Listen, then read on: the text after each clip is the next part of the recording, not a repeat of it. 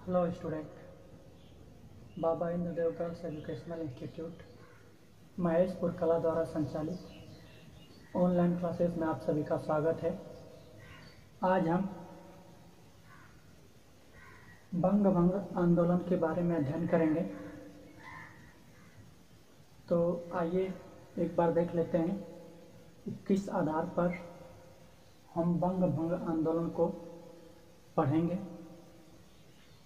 इसमें हम इसकी सार्वजनिक घोषणा के बारे में पढ़ेंगे।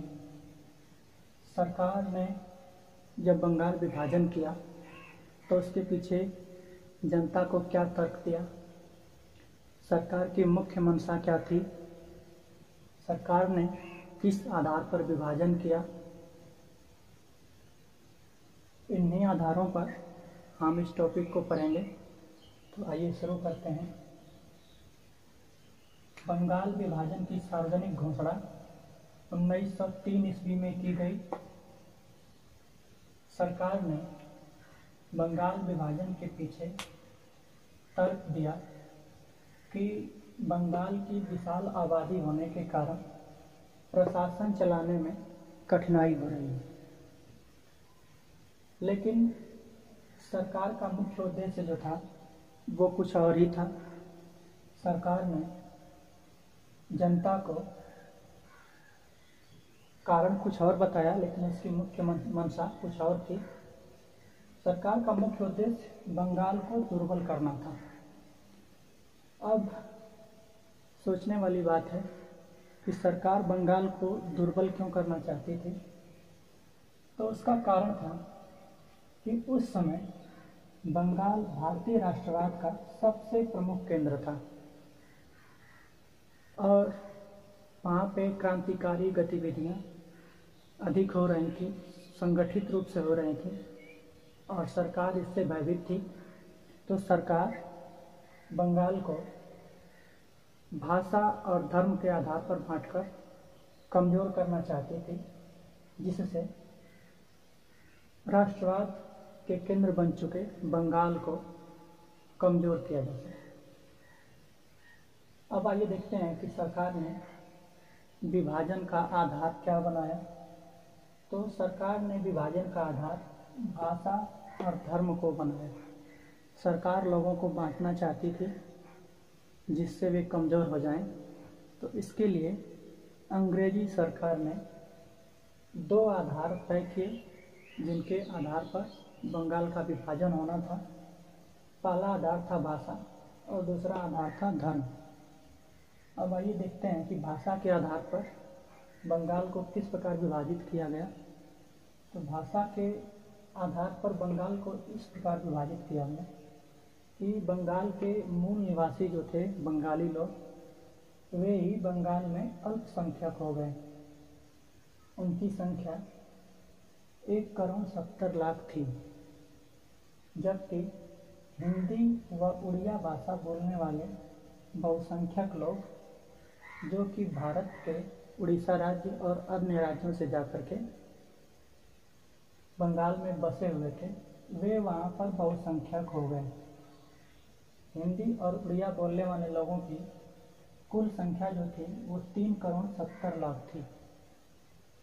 तो इस तरह से भाषा के आधार पर बंगाल के लोगों को बांटा गया, उनमें भेद उत्पन्न किया गया। दूसरा आधार था धर्म। धर्म के आधार पर बंगाल को पश्चिम बंगाल और पूर्वी बंगाल दो भागों में बांटा गया। इस आधार पर बंगाल के लोगों को हिंदू और मुस्लिम में बांटा गया। धर्म के आधार पर पश्चिम बंगाल में हिंदू बहुसंख्यक हो गए। जब धर्म के आधार पर बंटवारा हुआ तो पश्चिम बंगाल में हिंदू बहुसंख्यक हो गए।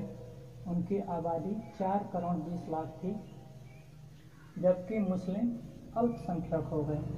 उनकी आबादी 1,20,00,000 थी। अब आइए पूर्वी बंगाल को देखते हैं। तो पूर्वी बंगाल में मुस्लिम बहुसंख्यक हो गए। उनकी कुल आबादी 59% हो गई, जबकि हिंदू अल्पसंख्यक हो गए। उनकी आबादी 41% हो गई। इसको एक बार समझिए, पश्चिम बंगाल में हिंदू बहुसंख्यक हो गए और मुस्लिम अल्पसंख्यक हो गए, जबकि पूर्वी बंगाल में मुस्लिम बहुसंख्यक हो गए और हिंदू अल्पसंख्यक हो गए। तो इस तरह से विभाजन किया गया बंगाल का दो भागों में, पश्चिम बंगाल और पूर्वी बंगाल। अब आइए देखते हैं कि जब बंगाल का विभाजन हुआ, बंगाल का जो गवर्नर था वो था लॉर्ड कर्जन। लॉर्ड कर्जन ने 1905 ईस्वी में बंगाल का विभाजन कर दिया और इस विभाजन के विरोध में जो आंदोलन किया गया वही आंदोलन इतिहास में बंग भंग आंदोलन के नाम से जाना जाता है। आइए एक बार कि बंगाल विभाजन की सार्वजनिक घोषणा 1903 ईस्वी में की गई। सरकार ने तर्क दिया कि विशाल आबादी के कारण प्रशासन चलाने में कठिनाई हो रही है, तो प्रशासन चलाने में सुविधा के लिए बंगाल को विभाजित किया जाएगा। लेकिन जो सरकार का मुख्य उद्देश्य था वो था बंगाल को दुर्बल करना। सरकार बंगाल को दुर्बल इसलिए करना चाहती थी क्योंकि उस समय बंगाल जो था वो भारतीय राष्ट्रवाद का सबसे प्रमुख केंद्र था। विभाजन का आधार, सरकार ने बंगाल के विभाजन का दो आधार तय किया, भाषा और धर्म। भाषा के आधार पर जब बंगाल का विभाजन हुआ तो बंगाली लोग ही बंगाल में ही अल्पसंख्यक हो गए। उनकी संख्या 1,70,00,000 हो गई, जबकि हिंदी व उड़िया बोलने वाले बहुसंख्यक हो गए जिनकी आबादी 3,70,00,000 थी। जो बंगाल के मूल निवासी थे वे बंगाल में अल्पसंख्यक हो गए और जो अन्य राज्यों से बंगाल में जाकर के बसे थे जैसे हिंदी और उड़िया बोलने वाले लोग, वे बंगाल में बहुसंख्यक हो गए। और धर्म के आधार पर जब विभाजन हुआ तो पश्चिम बंगाल में हिंदू बहुसंख्यक हो गए, उनकी आबादी 4,20,00,000 हो गई, जबकि मुस्लिम अल्पसंख्यक हो गए जिनकी आबादी 1,20,00,000 हो गई। और पूर्वी बंगाल में मुस्लिम बहुसंख्यक हो गए, उनकी कुल आबादी 59% थी, जबकि हिंदू अल्पसंख्यक हो गए, उनकी कुल आबादी 41% रह गई। अब इस विभाजन को करने वाला जो बंगाल का गवर्नर था वो था लॉर्ड कर्जन। लॉर्ड कर्जन ने 1905 ईस्वी में ये बंगाल का विभाजन कर दिया और इसके विरोध में भारतीयों द्वारा और बंगाल के लोगों के द्वारा जो आंदोलन किया गया वही आंदोलन इतिहास में बंग भंग आंदोलन के नाम से जाना जाता है। तो ये था बंग भंग आंदोलन। इसके आगे अगली वीडियो में स्क्रीनशॉट ले लीजिएगा।